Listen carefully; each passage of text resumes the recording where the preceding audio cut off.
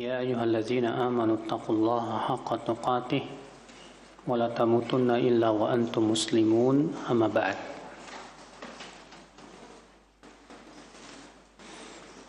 Kita lanjutkan ibu-ibu, kita masih di bab at-targhib fi intidharis shalah ba'da shalah. Bab anjuran untuk menunggu salat setelah salat di masjid. Hadis 444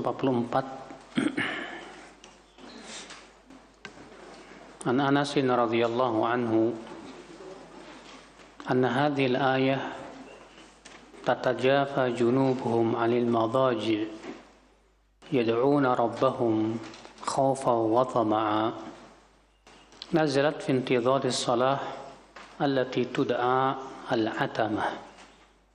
Rawahu Tirmidzi wa qala haditsun hasanun sahihun gharib. Dari Anas bin Malik, seorang sahabat Nabi, di mana Anas bin Malik ini ibu-ibu didoakan oleh Rasulullah SAW agar dipanjangkan umurnya, dibanyakan hartanya, dan dibanyakan anaknya. Maka Allah mengabulkan doa Rasulullah SAW. Di mana Anas umurnya panjang sampai 100 tahun. Anaknya sampai 100 orang. Hartanya melimpah ruah. Berkat doa Rasulullah SAW. Anas bin Malik, semoga Allah meridainya, berkata bahwa ayat ini itu dalam surat Adz-Dzariyat, dalam surat As-Sajdah, tatajafa junubuhum 'anil madaji'i yad'una rabbahum khawfan wa tama'a. Lambung mereka jauh dari tempat tidur mereka, dan mereka menyuruh Rabb mereka dengan penuh rasa takut dan berharap. Kata Anas, ayat ini turun tentang menunggu sholat yang disebut dengan sholat atamah atau sholat isya. Iqratu at-Tirmidzi, dan Tirmidzi berkata hadis ini hasan sahih gharib. Hadis ini menunjukkan ibu-ibu, bapak sekalian, tentang keutamaan menunggu sholat setelah sholat. Setelah maghrib kita menunggu sampai isya. Dan ini subhanallah, Anas bin Malik mengatakan bahwa itu masuk dalam firman Allah, tatajafa junubuhum 'anil madaji. Lambung mereka jauh dari tempat tidur. Maksudnya Anas di sini, kata beliau, masuk di dalam ayat ini apa? Yaitu orang yang menunggu salat dari salat maghrib sampai salat isya. Di mana? Di masjid. Bagaimana menunggunya? Apakah dengan ngobrol? Tentu bukan, ibu. Karena ngobrol di masjid dalam perkara urusan dunia makruh, kata para ulama. Tapi menunggunya dengan apa? Dengan amalan saleh.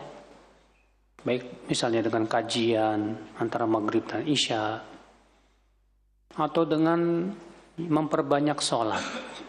Sebagai disebutkan dalam hadis, Rasulullah SAW memperbanyak sholat antara sholat maghrib dan isya.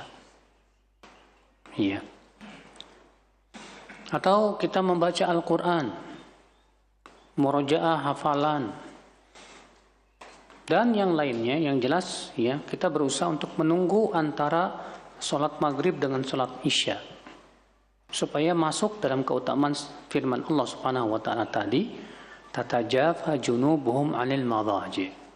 Lambung mereka itu jauh dari tempat tidur. Karena ini tentang keutamaan siapa, ibu-ibu? Tentang keutamaan orang-orang yang bertakwa dan masuk surga. Di mana lambung mereka jauh dari tempat tidur untuk ibadah kepada Allah. Itu menunjukkan bahwa mereka mengorbankan syahwat mereka demi keridhaan Rabb-Nya. Makanya kan Allah kagum kepada orang yang mengorbankan syahwat tidurnya, kenikmatan tidurnya, demi untuk bermunajat kepada Allah dan sholat malam.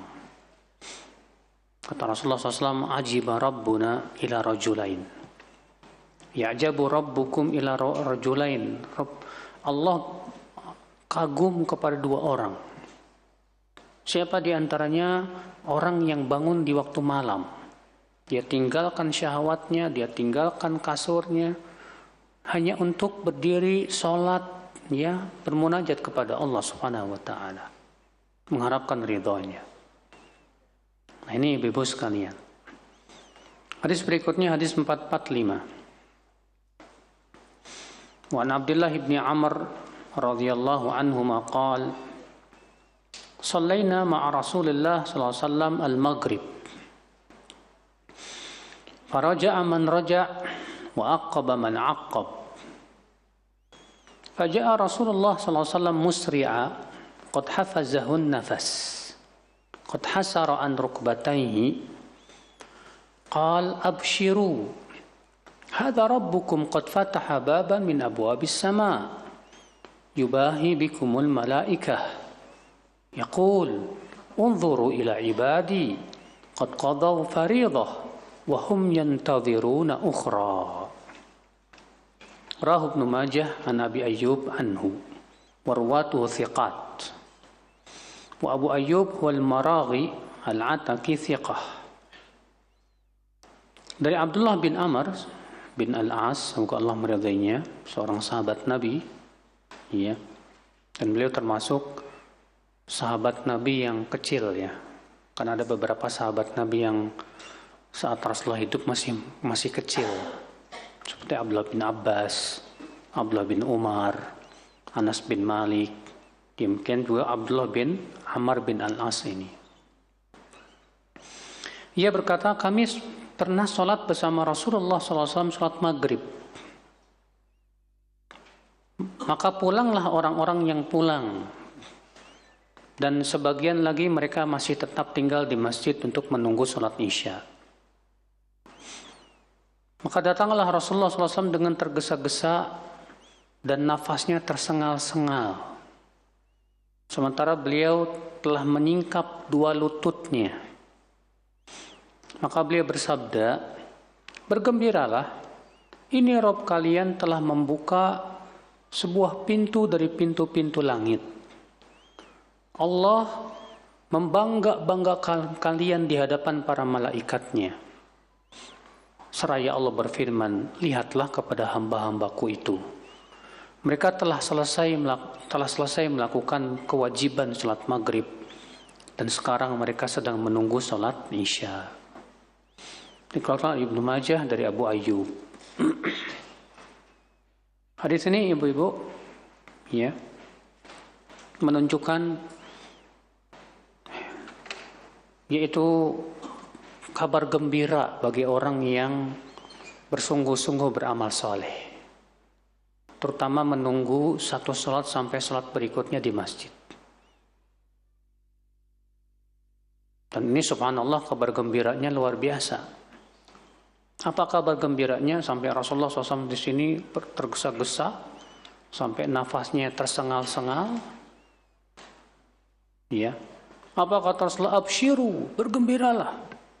Ini Rabb kalian telah membuka pintu dari pintu-pintu langit.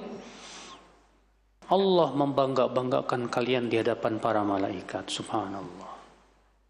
Bayangkan, ya, orang yang duduk di masjid menunggu sholat itu dibangga-banggakan oleh Allah di hadapan para malaikat. Ya. Makhluk-makhluk yang mulia sekali itu malaikat itu, Bu. Maka Allah bangga-banggakan mereka. Bayangkan, Masya Allah, kalau nama ibu dibangga-banggakan di televisi, ya kecil, Bu.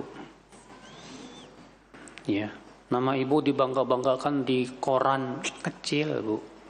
Tapi kalau nama ibu dibangga-banggakan oleh Allah di hadapan malaikatnya, ini luar biasa, Bu. Ya, luar biasa. Kita nggak butuh dibanggain orang di dunia ini. Yang kita inginkan dibanggakan oleh Allah di hadapan para malaikat. Caranya bagaimana dong? Ini diantara caranya nih. Diantara caranya, ya, duduk berzikir di masjid menunggu satu sholat sampai sholat berikutnya. Itu caranya, subhanallah. Iya. Di sini kita ambil faidah, Ibu, yang kedua yang bisa kita petik. Di sini jadikan dalil oleh sebagian ulama bahwa lutut atau dengkul laki-laki itu tidak termasuk aurat. Dan inilah pendapat yang paling kuat, karena dalam hal ini ada dua madhab. Madhab yang pertama mengatakan bahwa dengkul itu termasuk aurat. Madhab yang kedua bahwa dengkul itu tidak termasuk apa? Aurat. Dan saya lebih condong kepada pendapat yang mengatakan dengkul tidak termasuk aurat.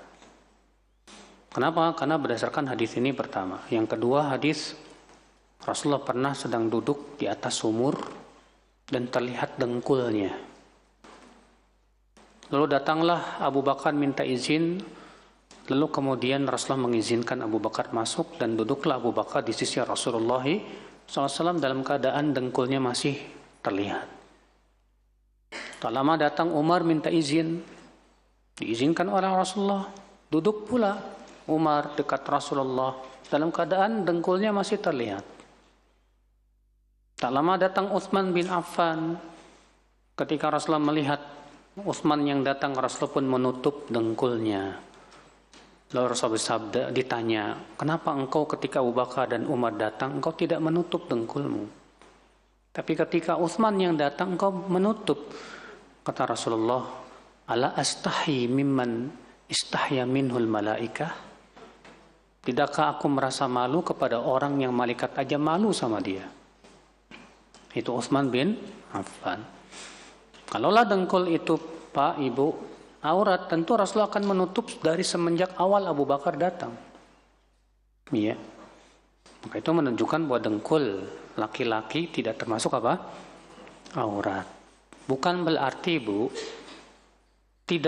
bukan aurat itu kita buka kemana-mana, bukan. Contoh misalnya, badannya laki-laki aurat, bukan. Karena kan aurat laki-laki itu dari antara pusat dan dengkul. Antara pusat dan dengkul, berarti pusat dan dengkul tidak termasuk. Tapi antara itu. Nah, sekarang dadanya laki-laki aurat bukan? Bukan. Sekarang apakah karena bukan aurat kemudian dia pergi ke pasar telanjang dada gitu? Ya, pergi ke kantor telanjang dada gitu? Ya enggak lah.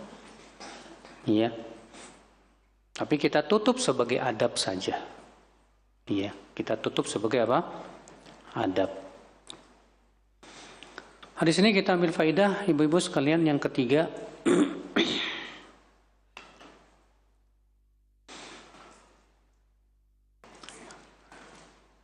Yaitu keutamaan menunggu sholat sampai sholat berikutnya.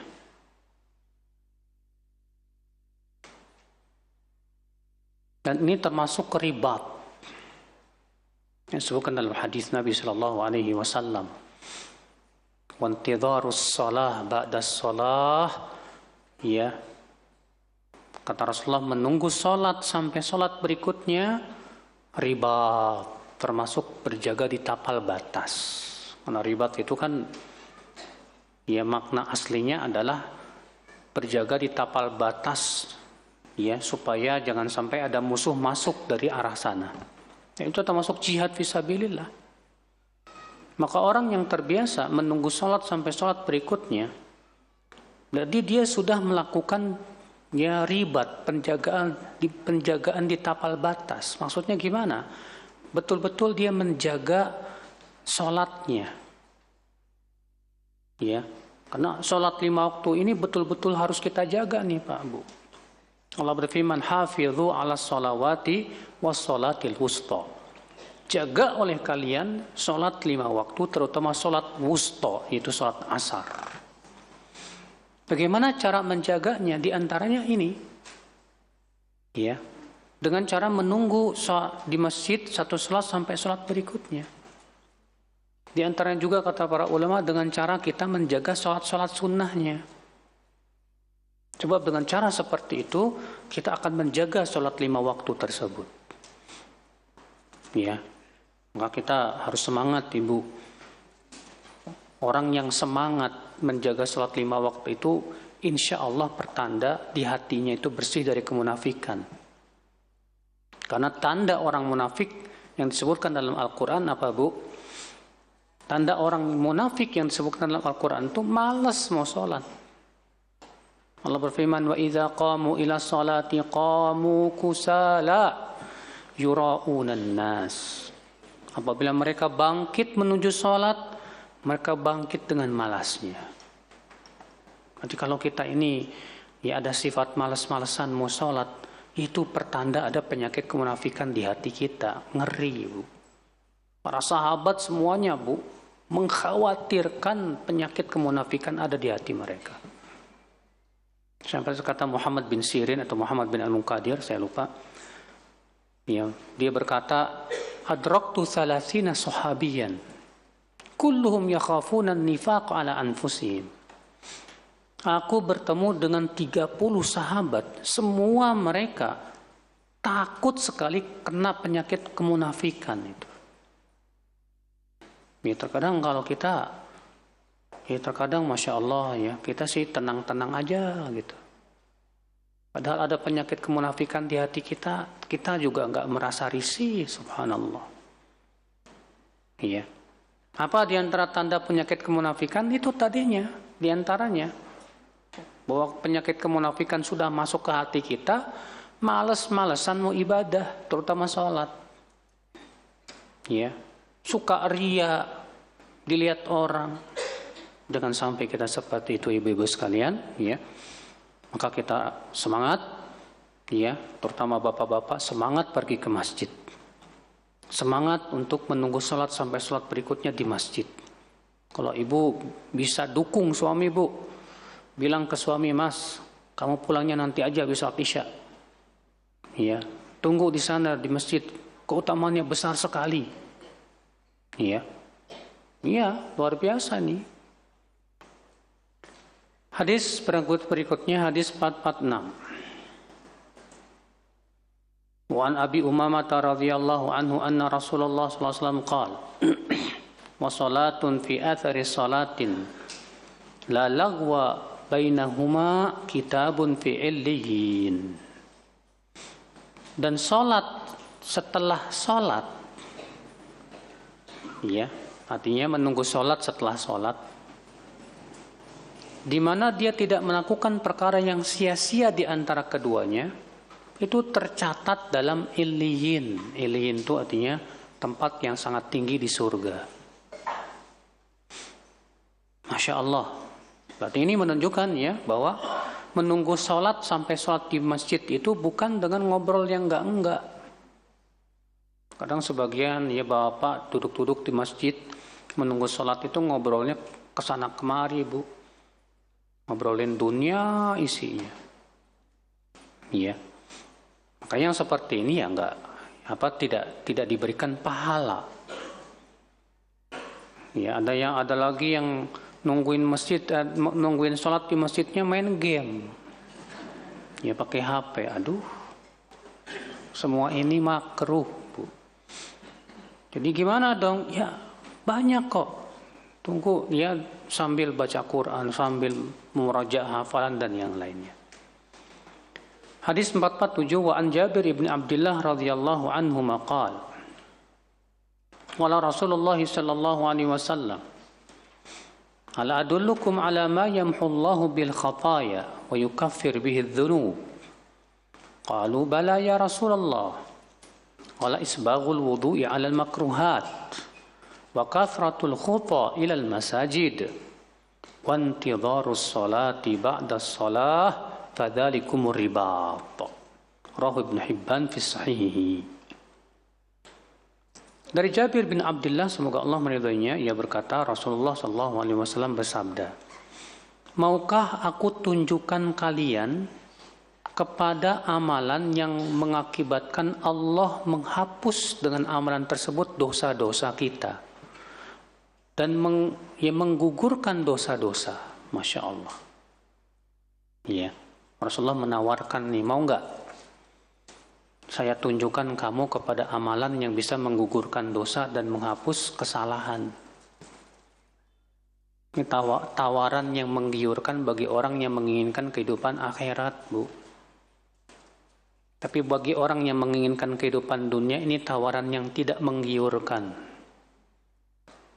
Orang yang menginginkan kehidupan dunia, menggiurkannya kalau di situ ada keuntungan apa?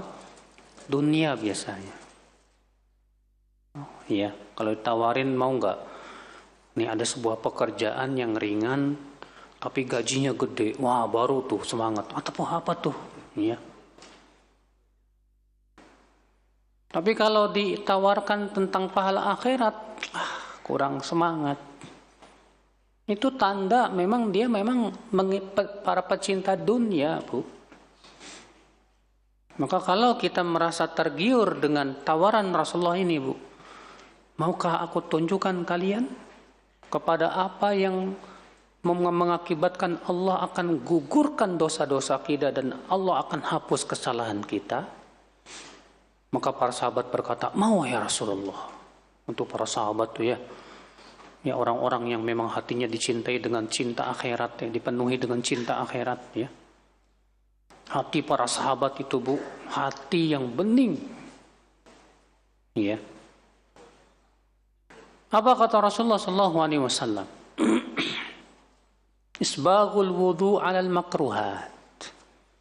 Yaitu menyempurnakan wudu di saat-saat sulit. Maksudnya saat sulit gimana? Dingin banget misalnya. Atau misalnya karena sedang sakit sehingga kita mau berwudu susah. Tapi tetap kita sempurnakan wudu kita. Maka ini pahalanya jauh lebih besar. Ya, ini menunjukkan Ibu-ibu, annal ajar biqadril masyaqqah. Besarnya pahala itu ditentukan oleh beratnya suatu amal.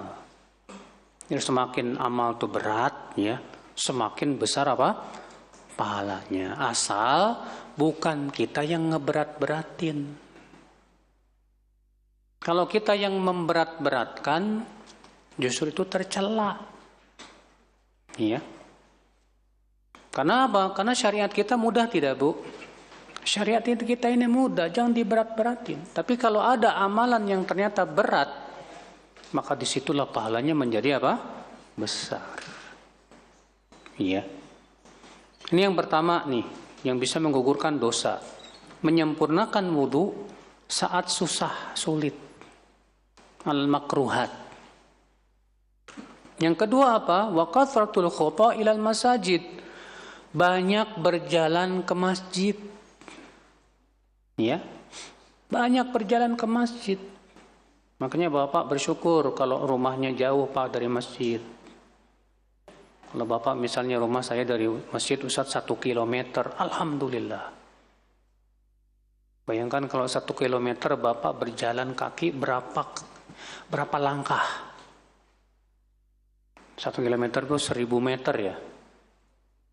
Kalau 1 meternya 2 langkah lumayan Pak. Berarti ada 2000 dosa yang Allah gugurkan. Dan 2000 derajat Allah angkat. Itu baru sekali. Pulangnya tambah lagi 2000, 4000. Ya. Cuman sayang ya, kalau kita kan terkadang aduh jauh, naik motor aja lah. Bukannya nggak boleh, Pak. Cuman sayang pahalanya berjalan tuh lebih besar daripada naik apa? Kendaraan. Ya. Tapi mendingan naik kendaraan daripada nggak pergi sama sekali. Daripada nggak pergi, udah pergi sono. Ya, naik kendaraan. Nah ini yang kedua nih yang bisa menggugurkan dosa. Banyak berjalan kemana? Ke masjid. Tuh lihat. Kalau ke mall, ya enggak lah. Buat ibu-ibu yang suka banyak jalan ke mall, enggak ada pahalanya, Bu. Ya, bapak-bapak banyak perjalanan ke masjid luar biasa. Ibu-ibu banyak perjalanan ke masjid, ke majlis taklim, masya Allah. Ya. Yang keempat, yang ketiga apa? Wantidharus shalah ba'das shalah. Menunggu satu sholat sampai sholat berikutnya di masjid. Ya. Setelah sholat, tunggu. Dari ba'da maghrib sampai isya, alhamdulillah. Kalau bisa dari asar sampai isya, lebih hebat lagi. Kalau bisa dari zuhur sampai isya, masya Allah. Itu kalau nggak punya kerjaan, Mbak. Iya. Tapi kalau ada kerjaan kewajiban, ya tentu kewajiban lebih dahulukan. Jangan sampai mengejar yang sunnah, melalaikan yang apa? Yang wajib. Iya. Lalu Rasulullah mengatakan, "Fadzalikumur ribat." Amalan-amalan ini sama dengan meribat, berjaga di tapal batas. Kenapa? Karena orang yang bersungguh-sungguh menjaga wudhunya walaupun di saat sulit, itu menunjukkan kesungguhan dia untuk menjaga sholat. Orang yang banyak berjalan menuju masjid, itu menunjukkan kesungguhan dia menjaga apa? Sholat. Demikian pula menunggu sholat sampai sholat berikutnya, itu menunjukkan kesungguhan. Maka sama dengan ribat, berjaga di tapal batas. Kita ini harus berjaga di tapal batas, Bu. Makanya Allah mengatakan dalam di akhir surat Ali Imran itu. Ya ayyuhalladzina amanu sabiru wasabiru warabitu wattaqullaha la'allakum tuflihun. Hai orang-orang yang beriman, sabarlah dan kuatkan kesabaran kalian dan berjagalah di tapal batas ribat dan bertakwalah kepada Allah supaya kalian menjadi orang yang beruntung punya. Jadi supaya kita beruntung di dunia akhirat, caranya tadi. Yang pertama sabar. Sabar menjalankan ketaatan, menjauhi larangan. Sabar dalam sholat kita, sabar dalam puasa kita, sabar ya meninggalkan semua maksiat-maksiat, sabar. Ya. Wasabiru, saling menguatkan kesabaran. Warabitu, kemudian melakukan penjagaan di tapal batas. Jangan sampai ya ibadah kita dimasuki oleh apa? Sesuatu yang bisa merusaknya. Jangan sampai ibadah kita dimasuki oleh sesuatu yang menyebabkan kita lemah padanya. Kita harus berjaga di tapal batas. Ya. Wattaqullah, dan bertakwalah kalian kepada Allah supaya kalian termasuk orang-orang yang beruntung. Hadis berikutnya, hadis 448, dikeluarkan Imam Malik, Muslim, Tirmidzi, Nasai dari hadis Abu Hurairah dan sudah berlalu. Hadis 449 dari Ali bin Abi Thalib, semoga Allah meridainya, bahwasanya Rasulullah SAW bersabda, "Isbaghul wudu fil makarih wa i'malul aqdami ilal masajid wantidharus sholati ba'das sholah yaksilul khataya ghuslan." Dari Ali bin Abi Thalib, semoga Allah meridainya, seorang sahabat Nabi yang mulia, bahwasanya Rasulullah SAW bersabda, menyempurnakan wudhu saat susah, sulit, dan melangkahkan kaki menuju masjid dan menunggu sholat sampai sholat berikutnya di masjid, itu mencuci dosa ya sebersih-bersihnya. Masya Allah. Ini 3 perkara tadi yang sudah kita sebutkan ya. Yang pertama, menyempurnakan wudhu saat sulit. Yang kedua apa? Melangkahkan kaki ke masjid. Yang ketiga apa? Menunggu sholat sampai sholat berikutnya di masjid. Itu membersihkan dosa sebersih-bersihnya, bayangkan. Subhanallah. Ini kesempatan buat membersihkan dosa ini terbuka luas nih Pak. Ya, alhamdulillah. Yang namanya manusia kan gak lepas dari dosa, ya enggak? Tapi juga karena Allah tahu nih, manusia itu tidak lepas dari dosa, maka Allah pun memberikan kepada manusia, ini loh, ada amalan-amalan yang bisa mencuci dosa kalian loh. Apa diantaranya ini nih, menyempurnakan wudhu saat sulit nih. Melangkahkan kaki ke masjid, apa sih susahnya cuma ngelangkah doang ke masjid buat sholat? Tapi kan aneh kan ya, ada orang yang melangkah kaki ke masjid itu berat banget Pak, Bu. Karena memang ya, sebagaimana sudah pernah saya sampaikan ya, bahwa perjalanan menuju masjid itu perjalanan iman. Iya. Banyak pemuda yang kuat badannya, jogging bisa sampai 10 km. Tapi buat pergi ke masjid berat. Kenapa? Ya tadi.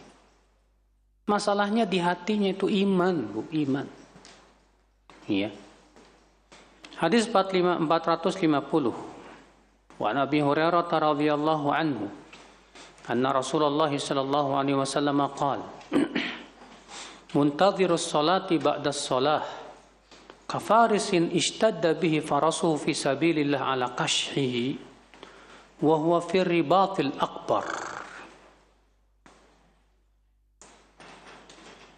Orang yang menunggu salat setelah salat itu perumpamaannya sama dengan penunggang kuda yang kudanya berlari sangat kencang di jalan Allah.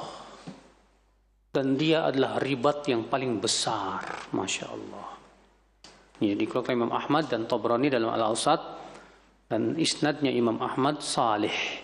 Syekh Albani mengatakan hadis ini hasan. Tuh lihat, ya. Ternyata ibu-ibu sekalian dan bapak, orang yang menunggu satu salat sampai salat berikutnya di masjid itu perumpamaannya seperti penunggang kuda yang kudanya berlari kencang di jalan Allah, ya. Dan itu termasuk ribat yang paling besar kata Rasulullah SAW. Masya Allah. Ya. Hadis 451. Wa an Ibnu Abbas radhiyallahu anhuma qala Rasulullah sallallahu alaihi wasallam Atani al-lailata rabbi wa fi riwayatin ra'aitu rabbi fi ahsani surah faqala li ya Muhammad qultu labbaika rabbi wa sa'daik qala hal tadri fima yaqtasimu al-mala'ul a'la qultu la a'lam fawada'a yadahu baina katifai hatta wajadtu bardaha baina thadiyai aw qala fi nahri fa'alimtu ma fi samawati wa ma fil ard aw qala ma baina al-mashriq wal maghrib qala ya Muhammad atadri fima yakhtasimu al-mala'u al-a'la qultu na'am في الدرجات والكفارات ونقل الأقدام إلى الجماعات وإسباغ الوضوء في السبرات وانتظار الصلاة بعد الصلاة ومن حافظ عليهن عاش بخير ومات بخير وكان من ذنوبه كيوم ولدته أمه الحديث رواه الترمذي وقال حديث حسن غريب. Dari Ibnu Abbas, semoga Allah meridainya, ia berkata, Rasulullah SAW bersabda, semalam ada malaikat yang datang kepadaku dari Rabbku. Dalam satu riwayat yang lain dengan lafaz, tadi malam aku bermimpi melihat Allah dalam bentuk yang sangat indah sekali. Lalu Allah berfirman kepadaku, hai Muhammad. Lalu aku menjawab, labbaika rabbi wa sa'daik. Labbaik itu artinya, aku sahut panggilanmu, aku sambut. Wasa'daik dengan dua kali kegembiraan. Ya, artinya dengan penuh rasa gembira. Maka Allah berfirman, hal tadri fima yaqtasimul mala'ul a'la.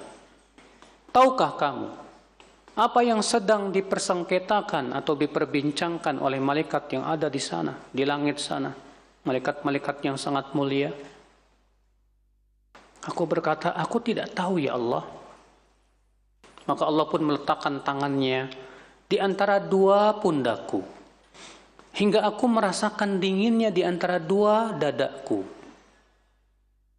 Maka aku pun mengetahui apa yang terjadi di langit dan di bumi, atau antara timur dan barat. Lalu Allah berfirman, Hai Muhammad, apakah kamu tahu apa yang sedang dipersengketakan atau diperbincangkan oleh malaikat yang ada di atas langit sana? Aku berkata, tahu ya Allah. Mereka memperbincangkan, mempersengketakan tentang darajat, amalan yang mengangkat derajat, wal kafarat, dan amalan yang menggugurkan dosa. Dan melangkahkan kaki menuju salat berjamaah, menyempurnakan wudhu di saat-saat sulit, dan menunggu salat setelah salat. Dan siapa yang menjaga perkara-perkara ini, ia akan hidup dalam keadaan baik, meninggal pun dalam keadaan baik, dan dia akan bersih dari dosanya seperti dilahirkan oleh ibunya. Masya Allah, luar biasa ini. Di sini ibu-ibu, ya, menunjukkan bahwa Rasulullah melihat Allah dalam mimpinya. Namun para ulama berbeda pendapat. Apakah Rasulullah melihat Allah dengan mata kepalanya? Pernahkah Rasulullah melihat Allah dengan mata kepalanya dalam keadaan tidak tidur? Ini menjadi perselisihan para sahabat, ibu-ibu. Namun pendapat yang sahih, yang rajih, bahwa Rasulullah tidak pernah melihat Allah dengan mata kepalanya. Kenapa? Berdasarkan hadis Abu Dzar, ya, bahwa Rasulullah SAW pernah ditanya, hal ra'aita rabbak, ketika engkau Isra Mi'raj, engkau melihat Rabbmu tidak ya Allah, wahai Rasulullah? Apa kata Rasulullah SAW? Nurun anna arah. Ada cahaya, bagaimana aku bisa melihatnya? Artinya Rasulullah tidak bisa melihat siapa? Allah. Rasulullah hanya melihat cahaya. Karena disebutkan dalam hadis yang lain yang sahih, ibu-ibu, bahwa Allah menghijabi dirinya dari makhluk-makhluknya dengan cahaya. Disebutkan dalam hadis, hijabuhu nur. Hijab Allah itu cahaya. Lau kasyafaha, kalau Allah membuka tirai atau hijabnya itu, akan terbakar semua yang dilihat oleh Allah Subhanahu wa taala. Mantaha ilahi basaru. Nah, ya. Jadi pendapat yang sahih, dan ini keyakinan Ahlussunnah wal Jamaah, Bu, bahwa tidak ada seorang pun di dunia ini yang bisa melihat Allah dengan mata kepalanya. Adapun kalau dalam mimpi, nah, di sini Rasulullah melihat Allah dalam mimpinya, ya. Iya. Tapi untuk mata kepala tidak. Makanya yang diklaim oleh orang-orang sufi, tahu kan sufi? Orang sufi itu sebuah firqah, Bu, yang mengklaim katanya orang kalau sudah sampai derajat wali itu bisa melihat Allah. Jadi katanya wali itu bisa melihat Allah katanya. Makanya mereka punya keyakinan wali itu lebih tinggi kedudukannya dari Rasulullah. Kalau Rasulullah belum, para nabi nggak bisa melihat Allah, kalau wali bisa katanya. Kita katakan ini semua dusta, ini semua batil. Iya. Tidak ada seorang pun yang bisa melihat Allah di dunia ini. Kata Aisyah, siapa yang mengklaim bahwa ada orang yang bisa melihat Allah di dunia ini, maka ia telah berdusta. Berdusta, Bapak dan Ibu sekalian. Iya. Nanti dia melihat Allah baru nanti di hari kiamat. Kaum mukminin melihat Allah di surga, Masya Allah. Mudah-mudahan kita termasuk ya orang-orang yang bisa melihat wajah Allah di surga, Bu. Amin ya rabbal alamin. Hadis ini, Ibu, menunjukkan yang kedua, bahwa Rasulullah tidak tahu yang gaib. Karena di sini Allah bertanya kepada Rasulullah, "Hai Muhammad, tahukah kamu apa yang sedang diperbincangkan atau dipersengketakan oleh malaikat yang ada di langit sana?" Apa kata Rasulullah? "Aku tidak tahu ya Allah." Iya. Lalu setelah Allah meletakkan tangannya di antara dua pundak Rasulullah, Barulah kemudian Rasul bisa mengetahuinya. Setelah diberitahu oleh siapa? Allah. Dan itu menunjukkan bahwa Rasulullah tidak tahu yang gaib, Bu. Makanya pendapat orang sufi yang mengatakan meyakini bahwa Rasulullah tahu yang gaib, ini pendapat yang batil. Rasulullah tidak tahu yang gaib. Adapun Rasulullah mengabarkan yang gaib karena diberitahu oleh siapa? Allah.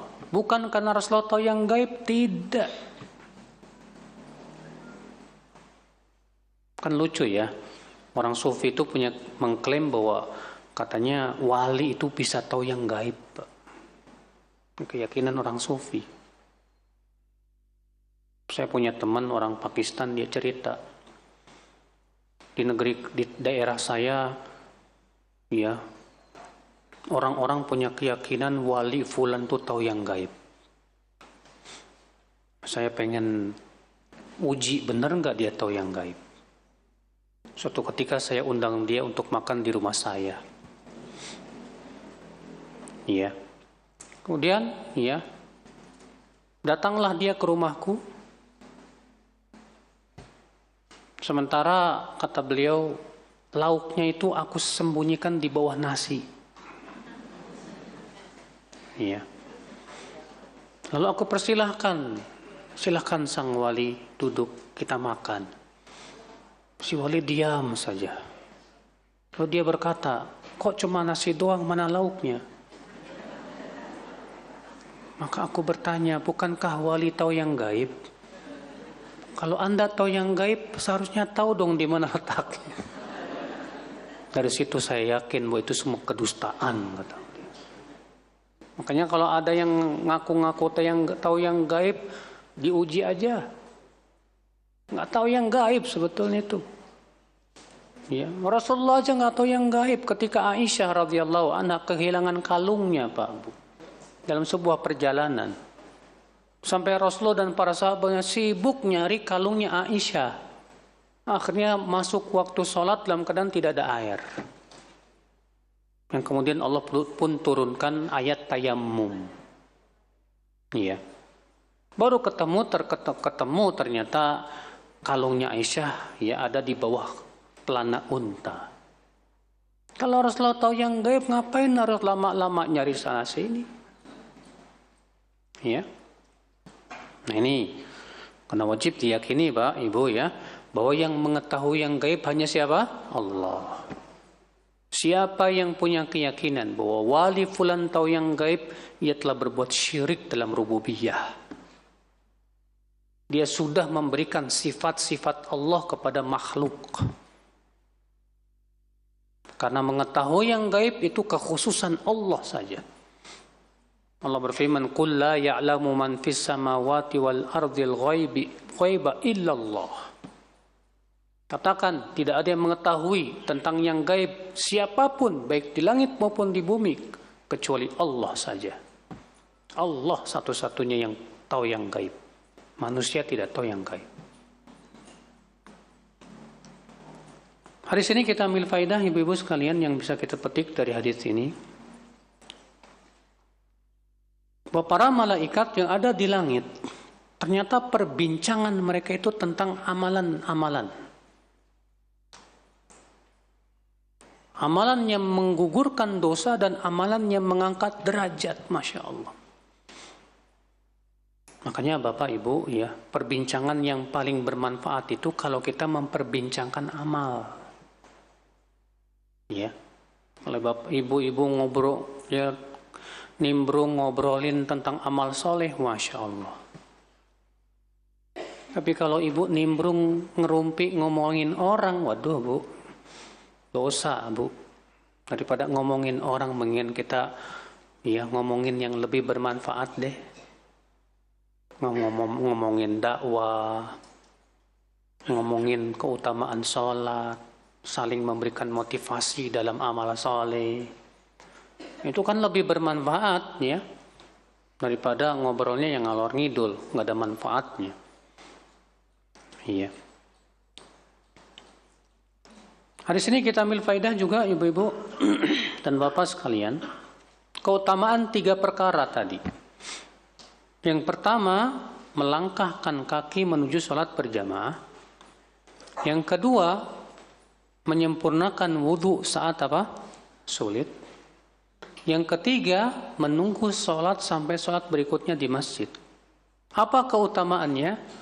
Bahwa orang yang menjaga 3 perkara ini, hidupnya dalam keadaan baik.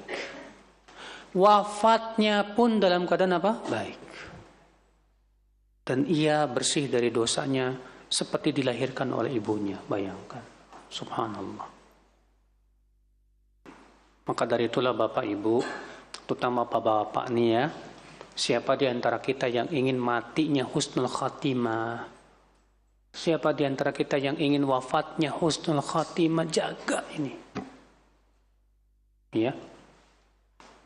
Cintailah masjid. Para pecinta masjid itu dicintai oleh Allah. Allah menyaksikan keimanan orang-orang yang memakmurkan masjid dengan sholat berjamaah. Iya. Semangat Bapak. Wallahi, sebagaimana sudah saya pernah katakan, Mbak, para pecinta masjid dan pemakmur masjid itu alhamdulillah wafatnya selalu husnul khatimah. Selalu di atas apa? Kebaikan. Sedangkan para pembenci masjid, lihat, kebanyakan mereka wafatnya su'ul khatimah, na'udzubillah. Iya. Hadis berikutnya, hadis 452. Wa an Abi Sa'id al-Khudri radhiyallahu anhu qala Rasulullah sallallahu alaihi wasallam, ala adullukum ala ma yukaffiru Allahu bil khataya wa yazidu fil hasanat. Maukah aku tunjukkan kalian kepada amal yang dengan amal itu Allah akan gugurkan dosa-dosa dan Allah akan tambahkan dengannya kebaikan-kebaikan. Masya Allah, tawaran yang sangat luar biasa. Qalu bala ya Rasulullah. Mereka berkata, mau ya Rasulullah. Kata Rasulullah, isbaghul wudu awit tuhur fil makarih wa kathratul khuta ila hadzal masjid was-salatu ba'da as-salah wa ma min ahadin yakhruju min baitihi mutatahhiran hatta ya'tiyal masjid fayusalli fihi ma'al muslimin aw ma'al imam thumma yantadhir as-salata allati ba'daha illa qalatil malaikah Allahumma ighfir lahu Allahumma arhamhu. Al-hadis. Kata Rasulullah, ya, yaitu menyempurnakan wudu atau bersuci saat sulit, memperbanyak langkah ke masjid, dan sholat, menunggu sholat sampai sholat berikutnya di masjid. Dan tidaklah seseorang keluar dari rumahnya dalam keadaan sudah bersuci, sampai ia pergi mendatangi masjid, lalu ia sholat di masjid bersama kaum muslimin atau bersama imam. Kemudian ia tunggu sholat sampai sholat berikutnya, kecuali malaikat akan berdoa, ya Allah, ampuni dosanya ya Allah, rahmati dia ya Allah. Masya Allah. Bayangkan Ibu, sampai malaikat saja mendoakan orang seperti ini. Ya, padahal mereka makhluk-makhluk yang sangat mulia itu mencintai orang-orang yang seperti ini, Pak, Bu. Maka ya, sekali lagi tentu kita berusaha untuk semangat ya, untuk menjaga 3 perkara tadi. Hadis berikutnya 453. Wa an Anasin radhiyallahu anhu anin Nabi sallallahu alaihi wasallam annahu qala thalathun kafarat wa thalathun darajat wa thalathun munjiyat wa thalathun muhlikat. Ada 3 yang bisa menggugurkan dosa, 3 lagi mengangkat derajat, 3 lagi menyelamatkan, dan 3 lagi membinasakan. Apa 3 yang menggugurkan dosa? Fa ammal kafarat fa isbaghul wudu fi sabarat wa intidharus salati ba'da as-salah wa naqlul aqdami ilal jamaat. Adapun 3 amal yang menggugurkan dosa, menyempurnakan wudu saat sulit, menunggu sholat, setelah sholat sampai sholat berikutnya, dan melangkahkan kaki menuju sholat berjamaah. Adapun 3 amal yang mengangkat derajat apa? It'amut ta'am, memberi makan fakir miskin. Ifsya'us salam, menyebarkan salam. Yang ketiga apa? Dan sholat di waktu malam saat orang-orang sedang tidur. Adapun 3 perkara yang menyelamatkan apa? Fal adlu fil ghadab war ridha, bersikap adil saat marah ataupun saat ridha. Wal qasdu fil faqri wal ghina, bersikap sedang, ya, bersikap stabil maksudnya, baik dalam keadaan fakir maupun kaya. Wa khasyatullah fis sirri wal alaniyah. Dan yang ketiga apa? Takut kepada Allah baik ketika sendirian maupun di depan orang banyak. Wa ammal muhlikat, adapun 3 perkara yang membinasakan apa? Yang pertama fasyuhun mutha', kekikiran yang ditaati. Wa hawan muttaba', hawa nafsu yang diikuti. Wa ijabul mar'i bi nafsih, dan seseorang bangga diri, bangga dengan dirinya, ujub, ya. Tuh lihat ini Ibu, hafalkan baik-baik Ibu. Yang pertama 3 perkara yang bisa menggugurkan dosa dan sudah kita bahas tadi. Yang kedua 3 perkara yang mengangkat derajat. Apa 3 perkara yang mengangkat derajat Ibu? Yang pertama memberi makan. Ya, ngasih makan. Walaupun cuma dengan sebutir kurma. Maka disebutkan dalam hadis, ya, ittaqun nar walau bisyiqqi tamrah. Bertakwalah kalian, takutlah dari api neraka walaupun dengan memberi makan setengah kurma. Tuh lihat. Cuma setengah kurma saja kita kasih kepada orang yang lapar. Oh, pahalanya gede ternyata Pak Ibu. Ya. Coba Ibu pagi-pagi ngelihat ada enggak orang sedang kelaparan di jalan belum makan. Ya, bapak-bapak misalnya sambil jogging bawa duit, Pak, jangan lupa. Lihat di jalan barangkali ada fakir miskin atau tukang pulung atau yang lain yang susah yang belum makan. Beliin nasi uduk. Kasih dia, nih Pak udah makan belum? Belum ya ini. Itu orang-orang terkadang yang susah di pinggir jalan. Mereka belum pada makan pagi, Masya Allah, kelaparan.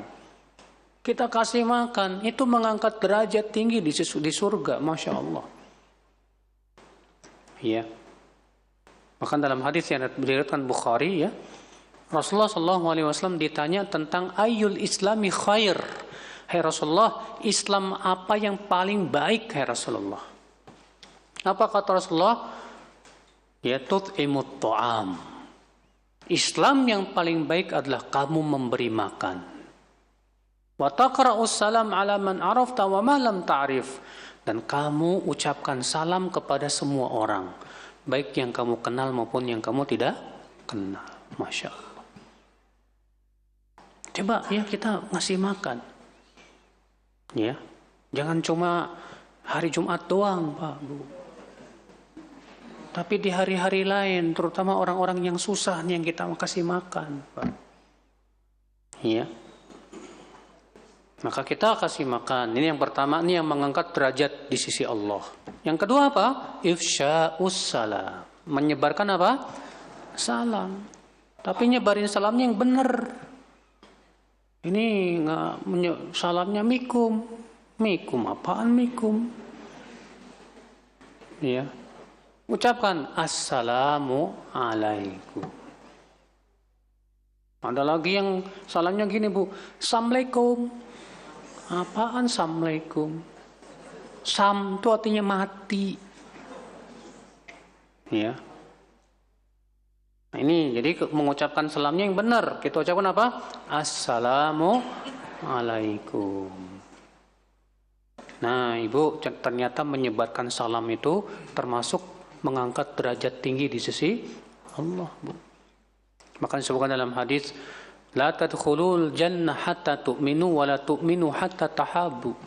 Kalian tidak akan masuk surga sampai beriman, dan kalian tidak beriman sampai kalian saling mencintai. Awala adullukum ala syai'in idza fa'altumuhu tahabbtum. Maukah aku beritahu kepada kalian suatu perkara atau suatu amal yang kalau kalian lakukan, kalian akan saling mencintai di antara kalian? Itu afsyus salam bainakum. Sebarkan apa? Salam. Iya. Sebarkan salam itu menebarkan rasa cinta, Bu. Iya. Datang ketemu sama teman, Assalamualaikum. Masya Allah. Bahkan ya pernah saya sampaikan dulu para sahabat tuh, Bu. Mereka itu kalau ketemu salam, Assalamualaikum. Pas jalan terus dipisah pohon, ketemu salam lagi. Jalan lagi dipisah tembok, ketemu salam lagi. Sampai begitu. Abu Hurairah pergi ke pasar bukan mau tujuan belanja, cuma mau nyebarin salam. Coba Ibu pergi ke mall, tujuannya nebarin salam. Masya Allah. Assalamualaikum. Assalamualaikum. Assalamualaikum. Ajib. Ini ya.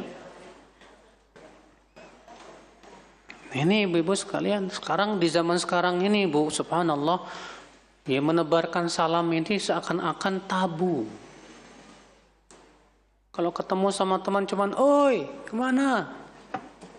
Ya, ucapkan dong, Assalamualaikum. Gimana kabar? Ya.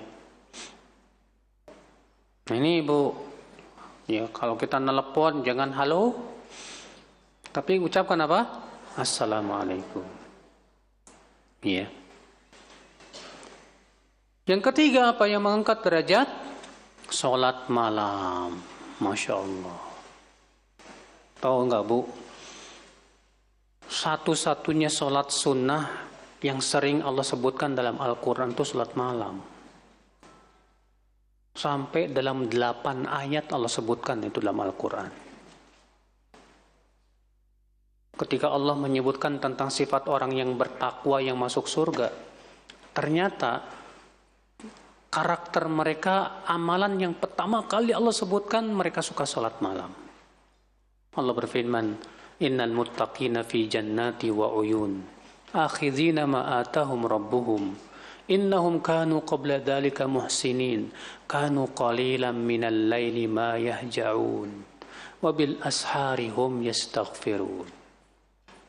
Sesungguhnya orang yang bertakwa di dalam surga dan mata air yang mengalir. Mereka mengambil kenikmatan yang Allah berikan kepada mereka. Dahulu mereka di dunia termasuk orang-orang yang berbuat ihsan. Apa perbuatan ihsan mereka?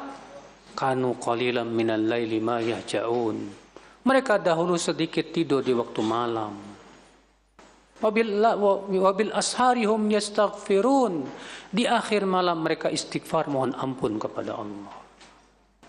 Lihat, ya. Maka dari itu salat malam ini penting banget, Bu. Kita ini jadikanlah salat malam sebagai kebutuhan hidup kita. Kalau salat malam ini diantara cara kata para ulama untuk bisa istiqomah. Salat malam ini menguatkan hati, Bu. Lihat ya ketika Rasulullah SAW menghadapi membawa beban yang berat menyampaikan risalah, menghadapi gangguan kaumnya yang luar biasa. Ternyata Allah suruh Rasulullah untuk salat malam. Ya ayyuhal muzammil qumil laila illa qalila. Nisfahu aw inqus minhu qalila aw zid alaihi warattil qur'ana tartila. Inna sanulqi alaika qawlan thaqila. Inna nasyi'atal laili hiya ashaddu wata'a wa aqwamu qila. Tuh lihat. Ya. Sesungguhnya kata Allah, kami akan memberikan kepada engkau ucapan yang berat. Apa itu wahyu? Berat. Menyampaikan wahyu itu berat. Lalu Allah menyebutkan apa? Sesungguhnya sholat ibadah di waktu malam itu lebih menguatkan hati, dan itu sebaik-baiknya ibadah. Makanya subhanallah, apalagi sekarang di zaman penuh fitnah gini Bu, Pak, Rasulullah sangat menekankan ibadah di waktu malam di zaman fitnah. Suatu malam Rasulullah berbangkit dan bangun dan berkata la ilaha illallah. Dalam satu ayat yang lain subhanallah, madza unzilatil lailah minal fitan wa madza unzila minal khazain.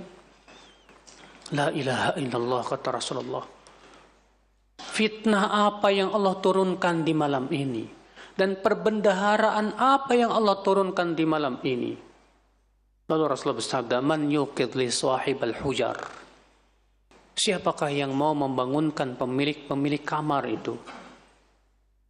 Kata Al-Hafidz Ibnu Hajar, ini menunjukkan sangat ditekankan untuk banyak ibadah di zaman fitnah.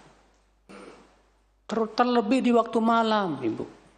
Di waktu malam, banyak-banyak kita taqarrub bermunajat kepada Allah. Iya, supaya kita bisa selamat dan diselamatkan oleh Allah dari fitnah yang bisa menghancurkan keimanan kita. Nah ini 3 perkara yang mengangkat derajat. Memberi makan, menebarkan salam, dan sholat di waktu malam saat orang-orang sedang tidur. Kemudian kata Rasulullah 3 perkara yang menyelamatkan. Apa itu 3 perkara yang menyelamatkan? Yang pertama, bersikap adil kepada orang yang kita benci maupun kepada orang yang kita senangi. Karena masalahnya terkadang Pak, seringkali perasaan itu mempengaruhi sikap adil kita Pak. Makanya Allah mengatakan apa? Wala yajrimannakum syana'anu qaumin ala alla ta'dilu. Jangan sampai, kata Allah, kebencian kalian kepada suatu kaum menyebabkan kalian tidak bisa adil. I'dilu, tetaplah bersikap adil kepada orang yang kalian benci sekalipun juga. Cuma masalahnya kita itu susah Bu. Bersikap adil sama orang yang kita benci itu susah. Kalau kita sudah benci sama orang, sedikit kesalahan besar di mata kita. Iya. Demikian pula kalau kita senang sama orang, untuk bersikap adil sama dia susah juga. Maka di sini ya perkara yang menyelamatkan, kata Rasulullah, tetap bersikap adil baik dalam keadaan marah maupun ridho kepada orang yang kita benci maupun yang kita senangi. Tetap harus bersikap adil kita. Ya, hatta kepada orang kafir harus bersikap adil kita. Kemudian yang kedua apa? Wal qasdu fil faqri wal ghina. Tetap stabil ketika fakir maupun kaya.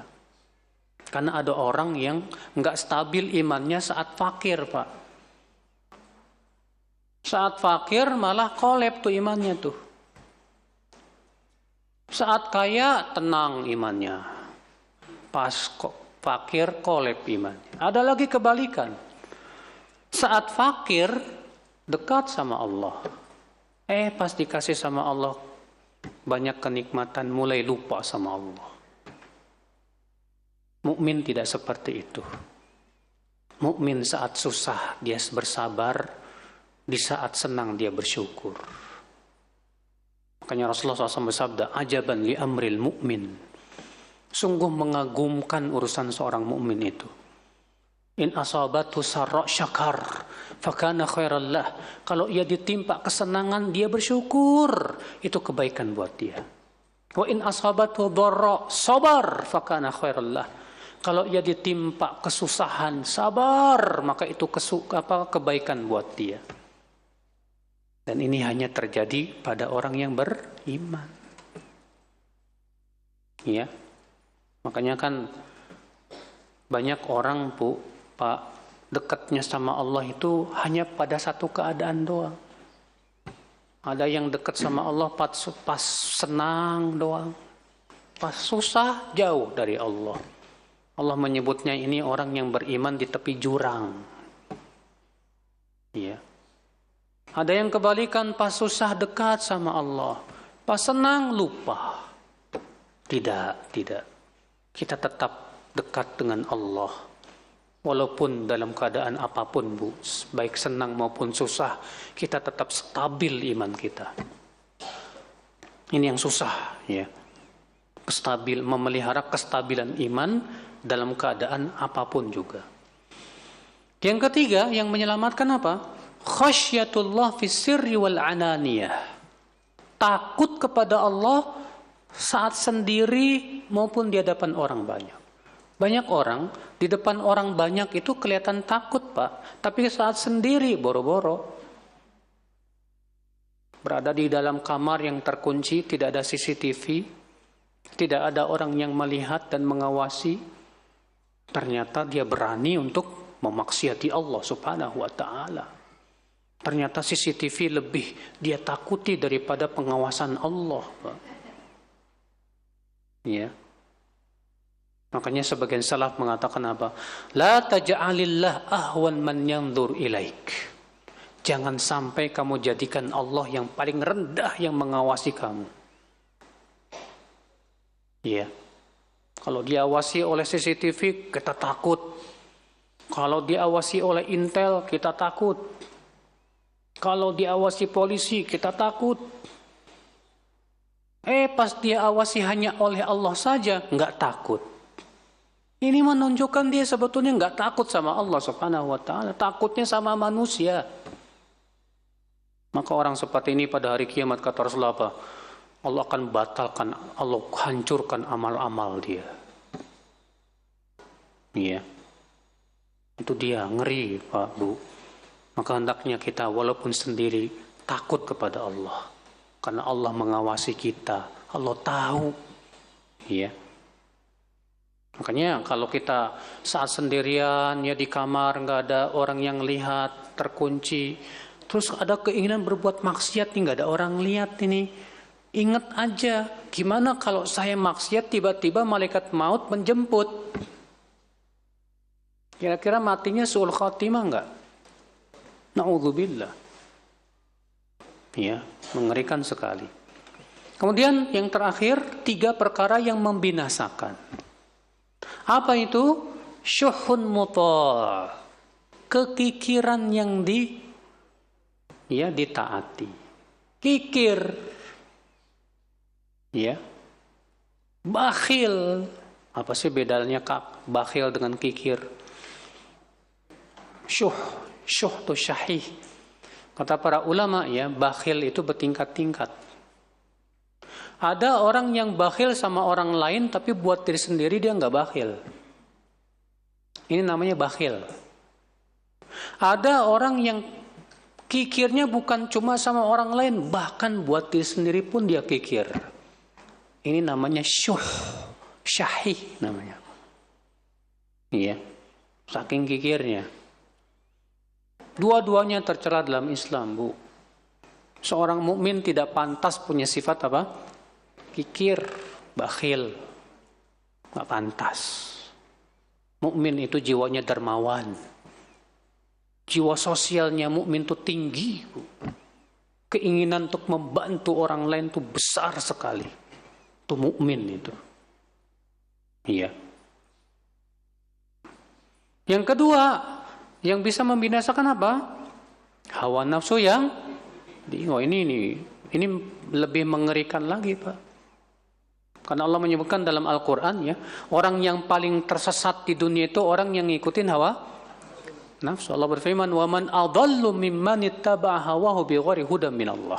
Siapakah yang lebih sesat kata Allah dari orang yang mengikuti hawa nafsunya dengan tanpa hidayah dari Allah? Kalau ada orang yang tersesat karena nggak tahu, insya Allah dikasih tahu kembali. Tapi kalau ada orang yang tersesat gara-gara ngikutin hawa nafsu, ibu sampaikan 1000 dalil tetap aja nggak kembali. Kenapa? Karena masalahnya dia tersesatnya karena ngikutin hawa nafsu. Iya. Kata sebagian ulama, tanda orang yang ngikutin hawa nafsu apa tandanya? Kata mereka, tanda pengikut wahyu, dia akan cari dalil dulu, baru setelah temu dalilnya dia beramal. Sedangkan tanda pengikut hawa nafsu, dia akan beramal dulu, baru cari-cari dalil yang membenarkan.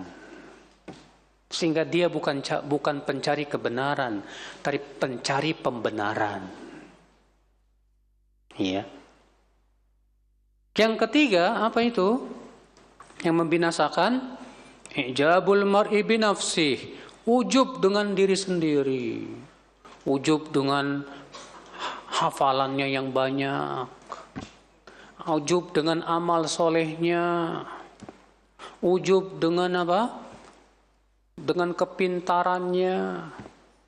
Ujub dengan hartanya. Ini semua ibu membinasakan. Dan yang paling, kata Ibnu Qayyim, yang paling jelek itu ujub dengan amalan saleh. Karena ibu misalnya rajin sholat malam, rajin puasa sunnah, rajin sedekah, ibu terkena penyakit ujub. Auzubillah. Ya. Allah ibu. Sebagian ulama mengatakan seseorang yang sholat malam, lalu setelah sholat dia ujub, ya, itu lebih buruk daripada orang yang tidak sholat malam, lalu ia bangun dalam keadaan menyesal. Hati-hati. Jangan sampai kita terkena ujub. Ibu bercadar, ketika melihat yang gak bercadar, ibu remehkan. Ibu terkena penyakit ujub dan sombong. Iya. Ada orang yang hafalan Quran, ya Masya Allah luar biasa, dihafal Quran, bahkan dia menguasai qiraat dan sanad. Lalu merasa ujub, Masya Allah. Hati-hati ibu, hati-hati. Ada lagi orang yang ujub dengan harta. Bawa motor gede, moge, bum bum bum bum. Wah, kalau udah bawa moge, yang ngelihat motor lain kecil, semua harus minggir. Ini ujub ibu. Dan itu bisa memasukkan ke dalam api neraka. Rasulullah bersabda, baina rajulun yamshi qad a'jabatu jummatuh. Ketika ada seorang pemuda berjalan dalam keadaan dia ujub dengan rambutnya yang indah, idh khusifa bihil ard, tiba-tiba Allah tenggelamkan ia ke dalam bumi. Bahwa yatajaljal fiha ila yaumil qiyamah, dan ia terus diadab sampai hari kiamat. Cuma ujub dengan rambutnya yang indah aja. Akibatnya Allah adab di kuburnya. Gimana dengan ujub, dengan mogenya, dengan mobilnya yang mewah? Makanya hati-hati, Bapak Ibu yang punya mobil mewah, hati-hati jangan sampai kena penyakit ujub. Jangan sampai. Iya. Mau beli moge, mobil gede, motor gede nih.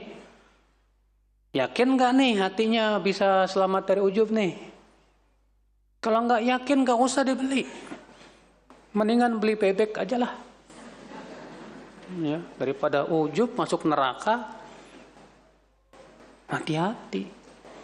Seorang mukmin itu tidak ingin binasa, Pak. Dia ingin selamat di dunia dan akhir. Jangan sampai dunianya itu memasukkan ia ke dalam api neraka. Baik, saya kira cukup sampai di sini Bapak Ibu-ibu. Kita buka tanya jawab. Barangkali ada yang mau bertanya, silahkan.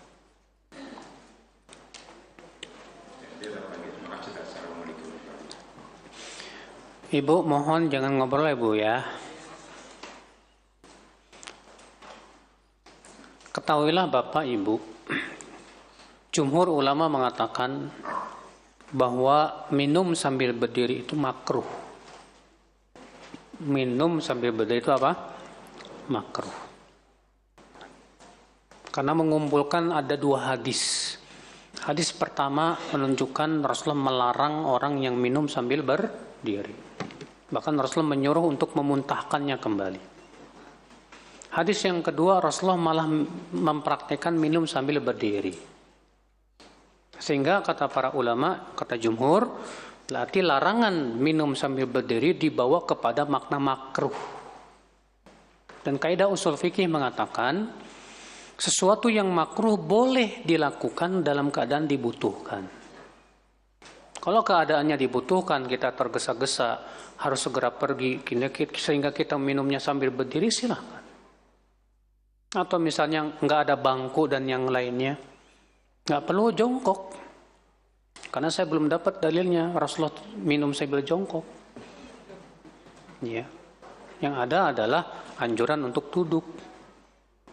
Ya.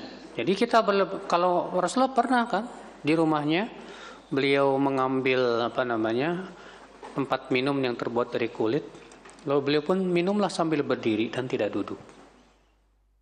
Iya. Rasulullah juga pernah minum air zam-zam sambil berdiri.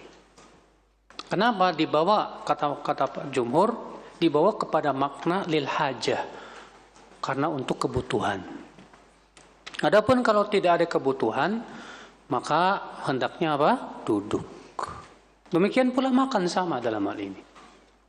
Ada riwayat-riwayat yang menyebutkan bahwa para sahabat makan sambil berjalan bahkan. Kenapa? Karena dibutuhkan. Iya. Maka kalau keadaan seperti ini silakan saja, nggak apa-apa. Allahu a'lam. Assalamualaikum warahmatullahi wabarakatuh. Saya mau menanyakan kejadian kenyataan Ustaz ya. Seorang anak berumur 2 tahun ditinggal sama bapaknya, tidak peduli dengan biaya hidup, tidak peduli dengan sekolah. Sampai saat ini anaknya sudah selesai S2 sarjana dan akan menikah. Anak ini anak perempuan Ustaz. Jadi karena dia anak perempuan kan dia harus mencari ayahnya, di mana ayahnya tinggal, untuk meminta jadi wali nikah Ustaz ya. Tapi si ayah sudah ketemu sama si anak mencari alamatnya. Si ayah mau datang untuk acara nikah. Si anak tidak kuat mentalnya untuk ketemu ayahnya. Si anak minta, ayah nggak usah datang, kirim aja surat kuasanya untuk wali nikahnya. Karena si anak tidak sanggup ketemu ayahnya saat hari pernikahan itu. Sebaiknya gimana Ustaz, yang terbaiknya Ustaz? Sebaiknya memang yang menjadi wali itu ayahnya langsung. Namun dalam syariat Islam, wali ya boleh memberikan surat kuasa. Sang ayah misalnya menulis surat, saya kuasakan kepada Pak Naib misalnya, tolong Pak Naib nikahkan anak saya. Maka itu boleh. Itu namanya wakalah. Ya, mewakilkan kepada orang lain.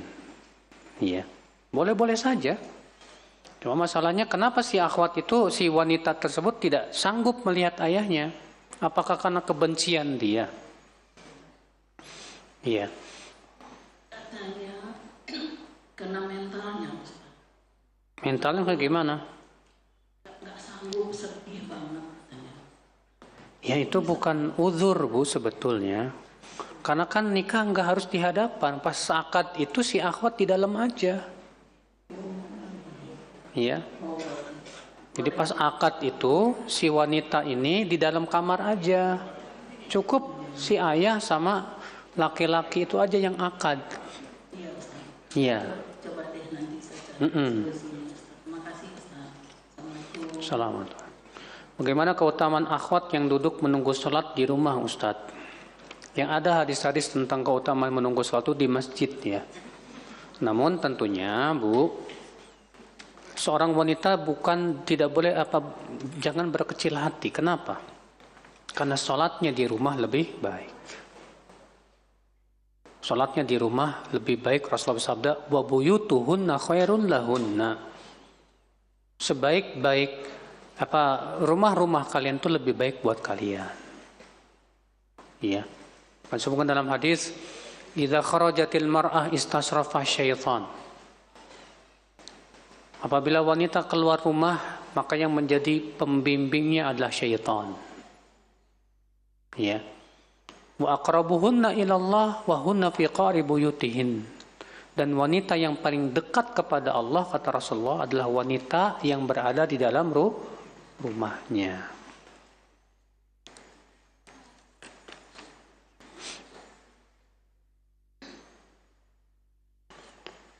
Boleh tidak saya mengerjakan sholat isya, setelah isya saya langsung witir 2 rakaat? Kok witir 2 rakaat? Witir itu harus ganjil, Ibu. Ya, witir itu 1 atau 3 atau 5 atau 7 dan paling banyak 9. Ya. Boleh witir sebelum tidur, boleh. Kalau memang kita merasa tidak yakin bisa sholat di akhir malam. Tapi kalau kita yakin bisa sholat witir di akhir malam, sebaiknya di akhir malam. Apakah bersentuhan suami istri membatalkan wudhu? Ini masalah khilafiyah di kalangan para ulama. Kalau saya condong kepada pendapat yang mengatakan tidak batal. Kenapa demikian? Karena disebut pertama, Rasulullah pernah sedang sholat tahajud. Lalu Aisyah mencari-cari Rasulullah, maka Aisyah memegang kakinya Rasulullah SAW saat beliau sedang sholat. Dan tidak disebutkan Rasulullah membatalkan sholatnya. Dalam riwayat Imam Ahmad, Rasulullah pernah mencium Aisyah lalu sholat tanpa berwudu lagi. Iya. Ini menunjukkan semua hadis ya tidak batal. Assalamualaikum warahmatullahi wabarakatuh. Assalamualaikum warahmatullahi wabarakatuh. Saya pernah dengar di TV Roja, Ustaz menyatakan bahwa fi amanillah itu tidak ada tuntunannya gitu menurut dari Rasulullah. Saya belum menemukan hadisnya, Bu. Apa penggantinya Ustaz? Ya, Rasulullah SAW ya kalau mengucapkan orang yang pergi safar, ya, terkadang beliau mengatakan astaudiullah dinaka wa amanataka wa khawatima amalika. Aku titipkan kamu kepada Allah pada agama kamu, amanah kamu, dan akhir ya amalmu, penutup amalmu. Astaudiullah dinaka wa amanataka wa khawatima amalika. Rasul juga pernah mengatakan kepada orang yang mau pergi safar, zawwadakallahu taqwa wa ghafara dzambaka wa yassara lakal khair haitsu ma kunta. Semoga Allah memberikan kepada kamu bekal ketakwaan dan mengampuni dosa-dosa kamu dan memudahkan urusan kamu di mana saja kamu berada. Ya, zawwadakallahu taqwa wa ghafara dzambaka wa yassara lakal khair haitsu ma kunta. Nah itu, Bu. Ya. Apakah ada dalilnya apabila kita sholat di saat sujud mukena tidak boleh menempel di wajah? Karena mukena yang diperbaiki bergerak tidak sah sholatnya. Ibu, pendapat jumhur ulama mengatakan makruh hukumnya ya kain yang menempel di tubuh kita menutup jidat, kecuali kalau keadaannya dibutuhkan. Namun kalau ternyata tertutup oleh mukena, ya itu tidak sampai membatalkan sholat. Itu hukumnya hanya makruh saja. Tidak sampai membatalkan apa? Sholat. Wallahu a'lam.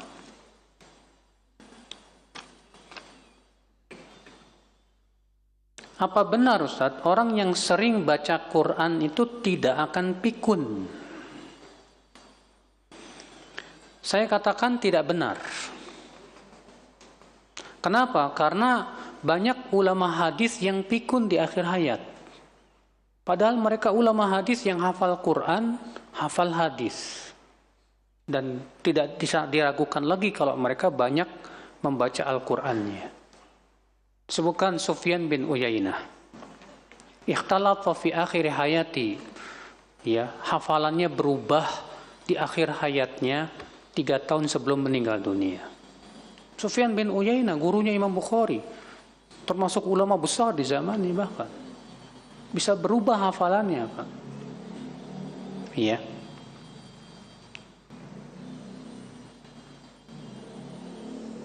Yang jelas masalah pikun atau tidak itu semua Allah yang menentukan, Mbak. Iya. Cuma Rasulullah minta kepada Allah jangan sampai dikembalikan kepada umur yang paling lemah. Iya.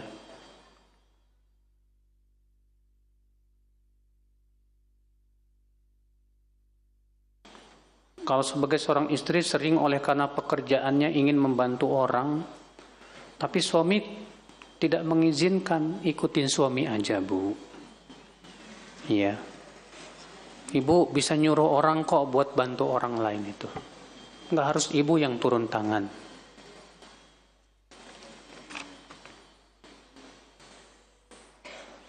Bagi wanita yang tidak sholat ke masjid, apakah dalam menunggu sholat setelah sholat harus tetap duduk di sajadah atau ada batasan yang lain? Sudah saya sebutkan tadi, keutamaan yang sudah kita sebutkan itu adalah menunggu sholat di masjid. Ya, menunggu sholat di mana? Di masjid.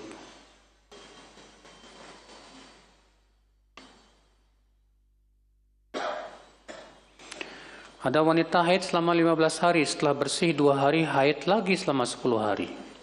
Bagaimana tuh Ustadz? Apakah boleh sholat kalau lebih 15 hari? Keadaan darahnya gimana? Apakah 10 hari yang kedua ini darahnya darah haid? Ataukah darahnya darah segar? Ada kemungkinan itu adalah darah istihadah. Coba dilihat bentuk darahnya gimana.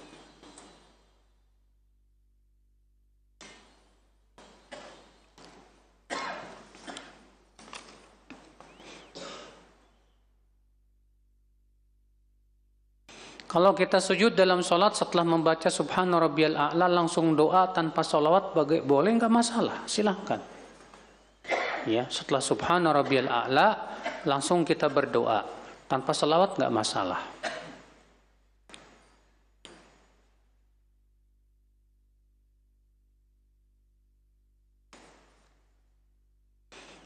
Ya, tentang hadis tadi ya. Tentang keutamaan itu, apakah berlaku juga untuk wanita kalau dia menunggu sholat di masjid misalnya? Iya. Tapi tentunya wanita lebih baik di mana? Di rumah.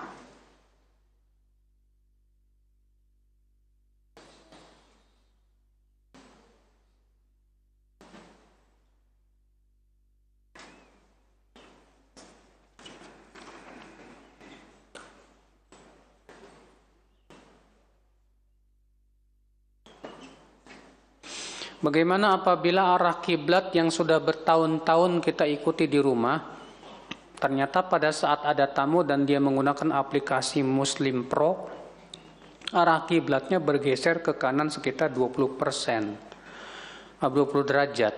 Mana yang harus kita ikuti, Ustadz? Ketahuilah Ibu, orang yang jauh dari Ka'bah itu cukup menghadap arahnya saja, nggak harus pas gitu. Dalilnya mana? Hadis. Ya. Ma bainal masyriqi wal maghrib kiblah. Antara timur dan barat itu apa? Kiblat. Jadi kalau misalnya arah kiblat kita di arah barat, cukup menghadap ke barat itu sudah cukup. Ya. Enggak harus ngikutin aplikasi Muslim Pro, enggak harus. Cuma kalau misalnya saya ngikutin aplikasi aja, silahkan, enggak apa-apa. Apalagi di Indonesia ya, bergeser 1 derajat aja udah melenceng jauh. Ya, itu susah, Bu. Sedangkan kaidah mengatakan al-masyaqqah tajlibut taisir, sesuatu yang sulit itu mendatangkan apa? Kemudahan. Saya suka memberi uang kepada tukang sampah untuk dia beli sarapan. Apa sebaiknya diberikan berupa makanan langsung ya Ustadz? Dua-duanya baik. Ngasih duit nih buat kasih sarapan sana. Iya. Dan terkadang ibu kasih duit ternyata dia sudah sarapan. Maka itu juga manfaat buat dia.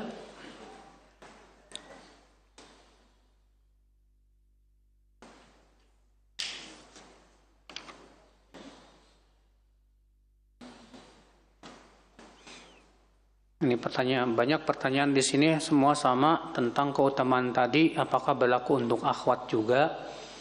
Sudah saya sebutkan iya, cuma akhwat lebih baik di mana? Akhwat lebih besar pahalanya di rumah. Iya. Baik, saya kira cukup. Semoga yang saya sampaikan bermanfaat. Mohon maaf, tidak semua pertanyaan bisa saya jawab karena keterbatasan ilmu juga. Subhanakallah bihamdik, asyhadu an la ilaha illa anta, astaghfiruka wa atubu ilaik. Wassalamualaikum warahmatullahi wabarakatuh.